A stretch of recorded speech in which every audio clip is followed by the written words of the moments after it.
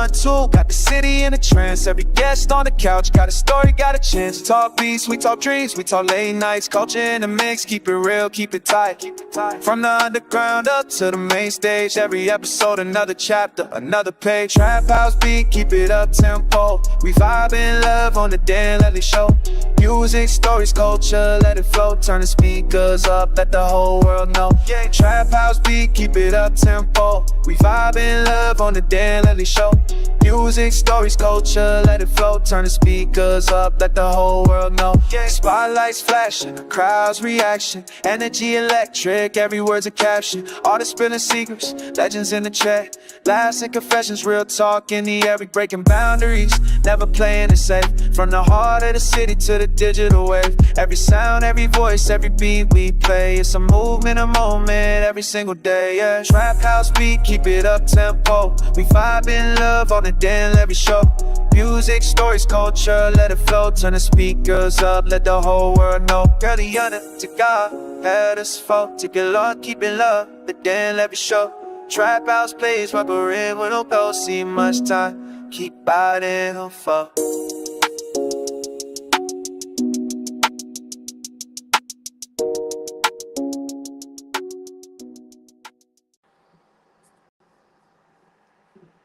Thank you for tuning in to the Dan Levely Show. Thank you for clicking that play button and everything. And we are live as of right now.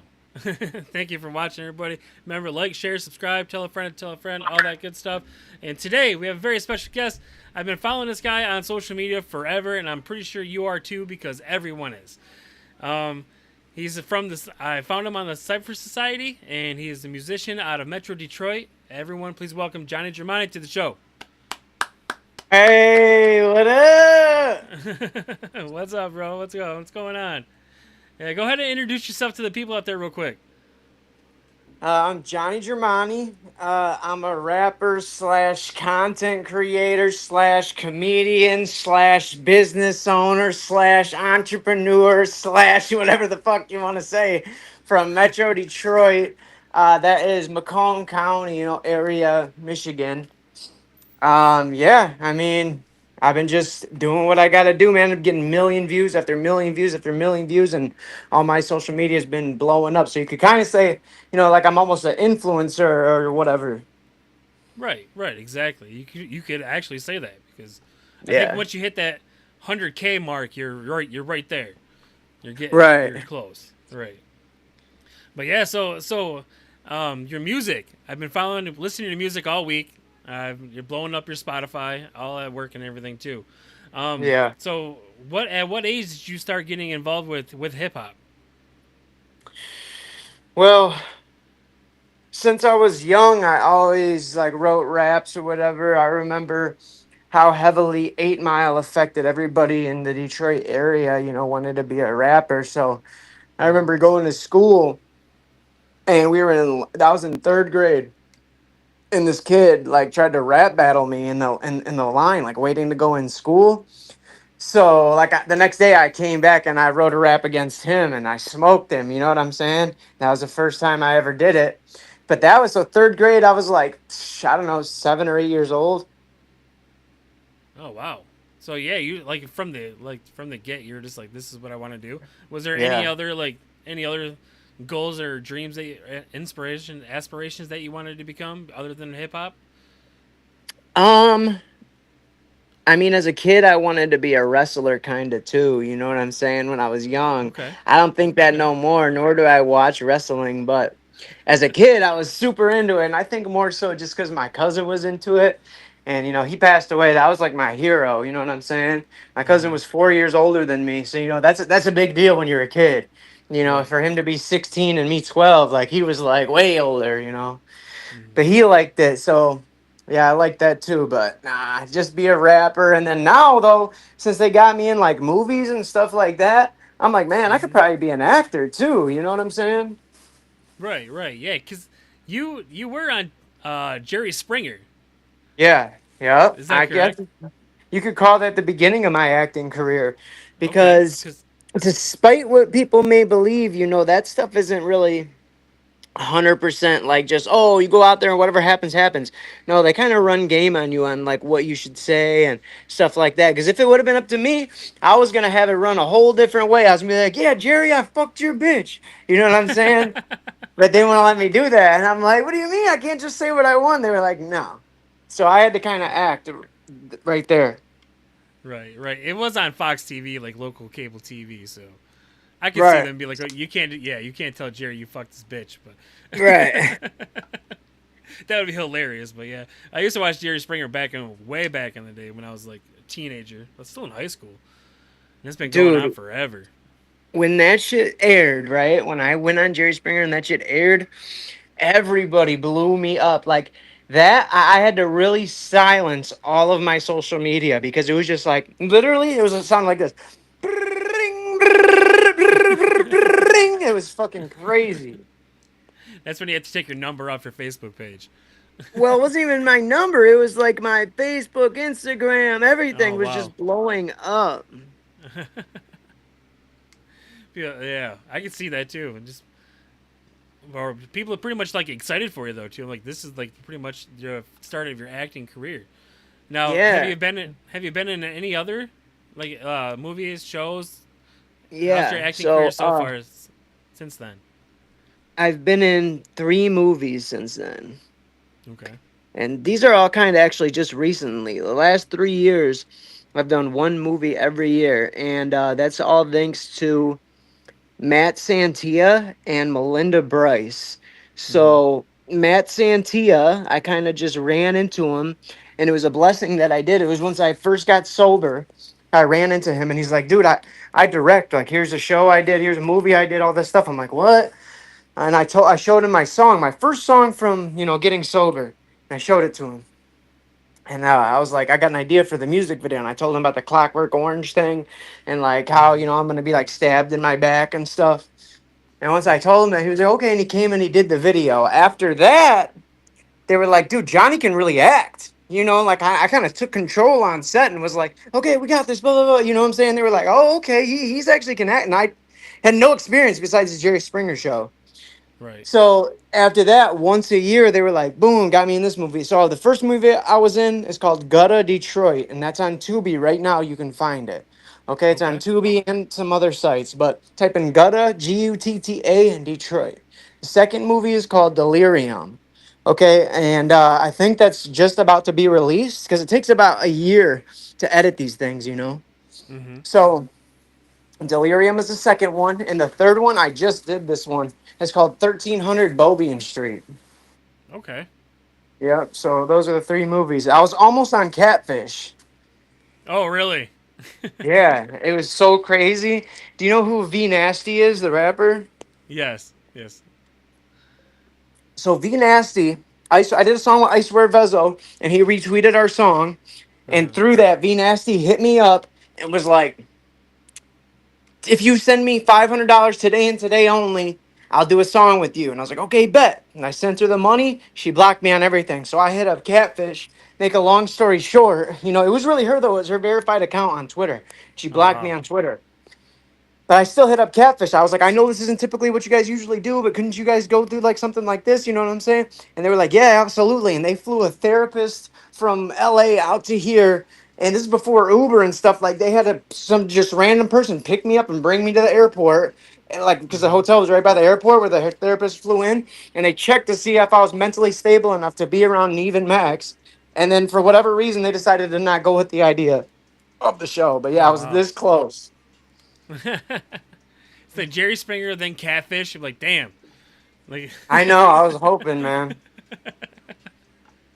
like just getting at, yeah, just getting at it at that point. Jeez.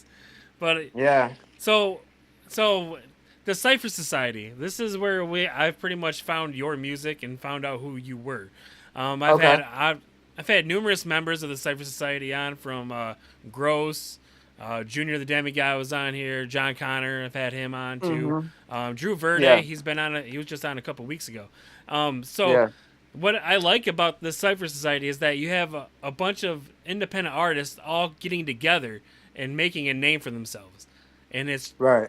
blowing up, and it's amazing what you guys are doing for the independent music scene. Like, I thought I was doing some good stuff, but then I see this and I'm like, wow, this is where it's at right here. So, Yeah. like, what happened when? How did you become like a member of the Cypher Society? Well, I was in prison with this guy named Okay. Jay. Jordan Charlick, actually. That's his name. Yeah. So he, like me and him are tight.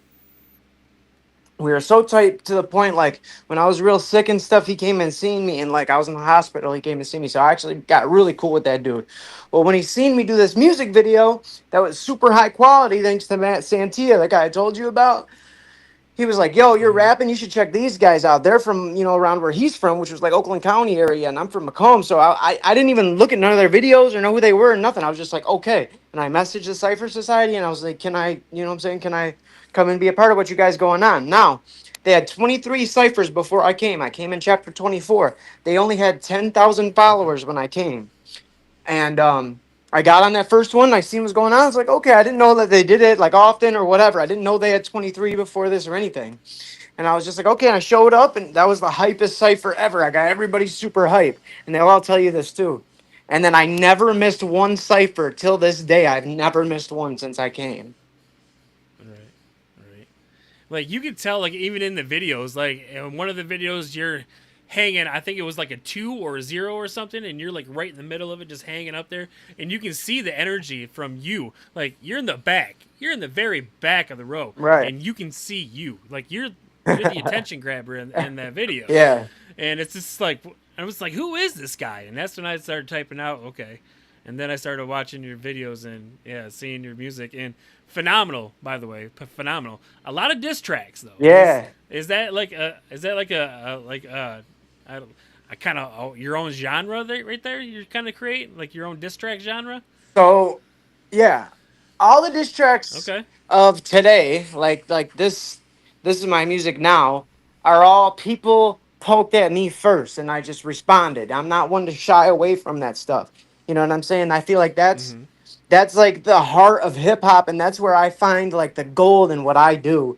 Like when I first came out, like I told you, like when I first ever made a rap was about that kid at school. So that's essentially a diss track. Mm-hmm. You know what I'm saying? But Right. um back in the day, like I was like, all right, I'm making a name for myself, I'm doing this stuff, boom, I'm gonna collab with all the local artists. So I started hitting them up one at a time. I'm like, let's do a song. If they didn't want to do it with me, dissing them, you know what I'm saying? Just like, boom, your fans are gonna know about me either way. So what's up? Okay, maybe this guy will do the song, this guy will do the song, and this guy doesn't, boom, dissing him, his whole team. And like for whatever, I'm like Okay. ready to drop a diss on everybody. So that kind of started some shit that even snowballed into today's diss tracks, and had people Okay. wanting to say whatever about me, but I'm just like, whatever, let's do it. Right. You want to Yeah. know It's like something crazy is that I go made a ahead. diss track on somebody, my most recent diss track, and the guy took his own life. I'm not Oh I'm wow. not saying it's because of the diss track or whatever, but like a month after it was Right. released, Right. he ended up taking his own life. You know what I'm saying? Just crazy, right? Oh wow. Yeah. That's nuts how that happens. Yeah, I think he had some his own stuff going on, like addiction issues and all this stuff. But Yeah. it's just like, whoa, that stuff can really end lives and stuff. You look at the major hip hop community, that Mm-hmm. stuff really ends lives. Oh yeah, from like all mental illnesses that are all like hip hop artists have and everything. What they go through in earlier lives, like earlier life trauma, like triggers it and everything. Like, I 100% see it. It's crazy to watch, to see it out there. Like, so many people. Like, when you're a victim of it, you think you're alone, but when all actuality, when you look around, there's a lot of people going through the same thing, if not similar things that you have. And Right. support groups are out there, and everyone, there's lines out there if you want to call. I don't know, I've never had to call one. I don't know what they do or anything, but there are lines out there if you guys need help or anything like that. Right. I don't want to be that guy But that's anyways, like just only destructive or whatever, because I do make songs to help people's lives too. Like I made the relapse versus recovery, right. and I made the Mexican versus MAGA one. I made a domestic violence raising awareness for that. I'm always thinking of the next thing I can do to Mm-hmm. help somebody. We give back to the homeless and donate food and clothes and Narcan to them and everything. So it's not like I'm just completely destructive, chaos, beef all the time, but I'm not going to Right. stray away from it either, you know? Right. Yeah. I was bringing up the diss tracks, and then I was gonna come into what all the good that you guys actually do for the community too. So it's not all like all dissing each other. It's all you guys are also like a community that actually help throughout and help people through clothes, food drives, Yeah, and everything like that. yeah. So yeah, the Cypher Society, yeah, they do very good stuff out there, guys. If you guys aren't, I preached this before on the show. If you're not following them, you need to be. But yeah. Besides all the music, they do good in the community too, and it's great. Here, But yeah, it was I got the Cypher so Society I shirt right here. oh dope. See, like, hanging up on the wall and everything too. That's when you know you're proud. Is when you tag something up on the wall. Yeah. That's pride right there. Yeah. That's pride right there, brother. So I saw a reel earlier, and I actually went back and listened to both of these tracks to see how similar they actually were. Right. But a well-known artist, I don't know. I'll leave his name out of it. You can say his name if you want to, but I'll Okay. leave his name out of it. But a well-known artist stole one of your songs. Is that correct? Yeah, I'll say his name. I don't care. Okay. Don Tolliver stole my song. And now look, okay, so let's be real about it. We're being real life here, me and you right now. This isn't a reel, like a video, that we're making. Mm-hmm. The when I say Don Tolliver stole my song, it grabs way more attention than saying, "Hey, this producer that nobody's ever heard of sold my beat twice." You get what I'm saying? Which is all Right. I'm really trying to bring attention Yes. to, because it's not really Don Tolliver's fault. I doubt that he found my song and said, "Ooh, I'm gonna make a song like this." The producer that sold me that beat, I bought exclusive rights to it for $500. I have all the paperwork. I bought it and I released my song way back in 2024. So who knows even when I bought it, was even before that. And Don Tolliver just Right. released his song in 2026. After I bought it, the producer had doubled back on me and tried to say, "Oh, can I buy that beat back from you?" Because Don Tolliver hit him up, and I didn't know that at the time, but this is what I'm thinking. And I just said no. Right. I said, I don't care if you gave me $10,000. I don't want to sell this song. This is my favorite song I've ever done. It honestly is my favorite song. Like it's like I'm actually singing on it, and you know what I'm saying. I love the beat, everything. But yeah, the song is like, it's crazy. I should be able to claim all the earnings made from that song, which is estimated to be $2.3 million. Wow. Yeah, so I'm kind of happy it happened, but I don't want my song to get took Right. down. Mine was up first, Right. you Exactly. know. Exactly. Like, yeah, you got to be careful with these big artists out there. They do steal from independent artists like yourselves Right. and other people out there. It's crazy that you think that someone with so much talent wouldn't have to like steal from or at least double back on a beat. Like you can make another beat, bro. Right. You're a fucking producer. Get to work. You know, you don't have to double this down and fucking do it again. If anything, alter it in some sort of way so it doesn't sound like the same beat. But I don't know. Laziness and greed come hand in hand. But yeah, that's crazy. That's crazy. So I'm if I don't know if you end up getting a big payday off of this, it's kind of like a blessing in I disguise, though, know. right? I know, but my dad, So like, I don't think my dad ever would have made $1 million in his life either. But my grandpa got shot by a mm, cop at Macomb Mall, and they killed him. My dad got okay, $1.5 million. He was just a baby when it happened. When he turned 18, he got one of the checks, and then he got another check. He was already in prison by the time he got the other check. The police seized everything and everything like that because he was heavy into drug use. But I don't think he ever had a way he was going to make $1 million, and then bam, some random thing happens. So it's like, if this is right, my random thing, I'm just like, dude, I'm ecstatic about it. right, yeah, yeah, go for it. Yeah, I was listening or was watching the Get a Grip podcast the episode that you were on probably a couple days ago, and I know all about your backstory, like everything that you talked about on there. I didn't want to bring it up here. If you wanted to talk about it, you could bring it up if you wanted to, but I don't. I kind of like to keep it music wise and like cheerful. Okay. But yeah, from coming from like a dark background like that, how do you like? When did the switch flip to where like I don't want to do this anymore? I need to go do this. Like when did that come on? When did you realize that you were down the wrong path? Well, I think I knew immediately. I was as soon as I started doing it, I was down the wrong path. So I have my family comes. I come from a long line of addicts on both sides, my mom's family and my dad's family. And then, Mm-hmm. when my mom killed herself, I came home and found her dead in the couch in my house. I started hanging out with my dad just because, like, I don't know, that's just where I wanted to go. And but I could only be around him if I was doing what he was doing. And he introduced me. Mm-hmm. It's not his fault; it's my fault. At the end of the day, it was my choice. But he introduced me to hardcore drugs. And as I was doing it, I Wow. went to jail multiple times, a bunch of times. I went to prison multiple times. I went to rehab 11 times. And none of it ever scared me I never wanted to stop. I just wanted to continue getting high. But I did make the Like. decision to say, okay, I've been getting high, I know what that's all about. Let me just try to be clean and actually be successful in life and see what happens. And I tried that, Mm-hmm. and after seeing like my music, me getting the response I want from my music, and after seeing how successful I can be, I was like, oh yeah, there's no way I'm ever Mm-hmm. going back. Right. Right. Yeah. And yeah, I'm glad you made it out there, and you're on the road to you are now. I'm glad that you found that. Yeah. Um. Now is there like what do you have like in store for like the future? Like where do you see Johnny Jermani in 5 years? Well, the way my pages have been growing, in 5 years, I'm gonna have multiple millions of followers, and Mm-hmm. so I think with that is gonna come, bigger collabs, bigger, people that I'm working with and stuff, and it'll go on. Even if, I'm like kind of walking my way up the mountain, besides taking like a label would be like a ski lift or whatever, but I'm walking my way up the Mm-hmm. mountain.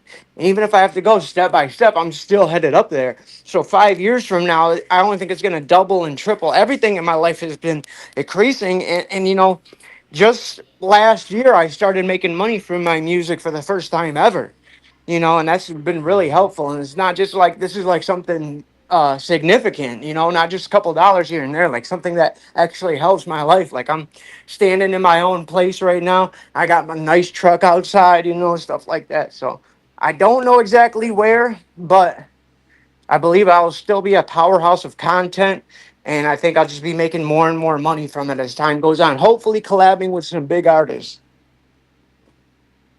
Yep. Dope. Dope. Yeah. To get some big artists out there. You already had some names under your belt. ATM Chrome. ATM Crown, yeah, Like, yeah, yeah. he's dope, Yeah. man. I like that guy. I'm real tight with him now. I got a song with him. I got multiple songs with him. I got a song with Iceberg Vezo. I got a song with Cash Yep. Kid. I worked with Afro Man, was the first rapper ever, and I rapped with him for like 4 years. We did shows together. Mm-hmm. Yeah. You actually opened for him. Is that correct? Yeah, yeah. Wow. Wow. What was that like opening for Afro Man at such a young age too? Like Colt 45 and two zigzags. Like what? How was that? Dude, when I first met, so okay, my godfather used to work for him, like doing Mm-hmm. odd jobs and stuff. He owned a medical marijuana certification center. And once a year, he would do the THC Expo. And he would have Mm-hmm. all these vendors and whatever come. And it was a weekend event at the Rooster Tail in Detroit with his like a wedding hall. Like it's right on the river. It's very nice. Well, he would have Afro Right. Man come on because it was a weekend event. One of the days Afro Man would come and he was rapping. I got to open up for him. And then that's when I started developing like my own artist development. First time ever meeting Afro Man. Um, as soon as I heard his voice, I'm like, oh man, this dude sounds like he should be on the radio. You could tell why, like Right. immediately.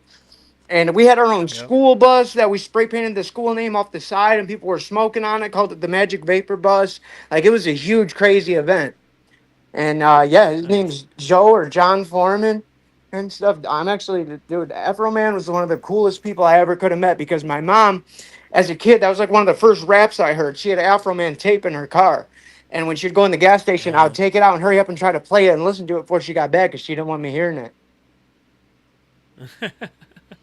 it's like Afro Man. Yeah. Yeah, you're right about that age when Afro Man first came out. Yeah. My first hip hop song I ever heard was "I Wish" by Skilo. Oh, I wish You I ever was a hear that little song? bit taller. I wish I was a baller. That one? Yeah.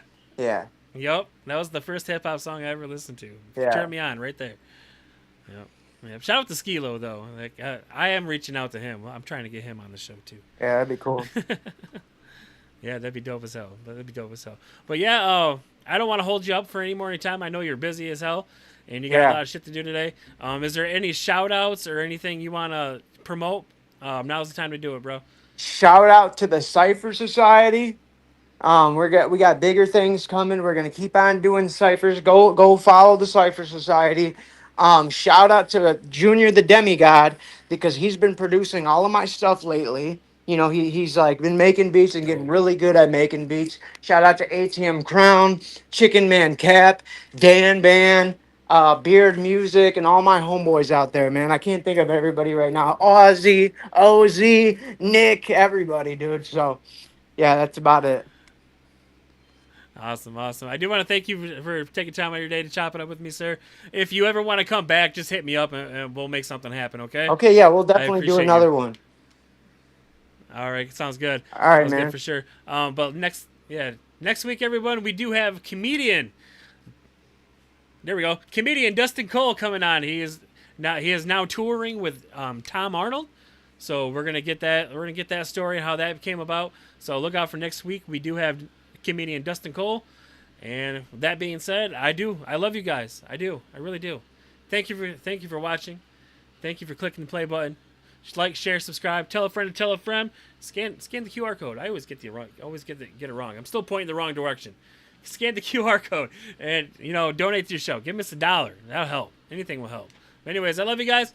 We'll see y'all next week with Dustin Cole. Love y'all. Stay up.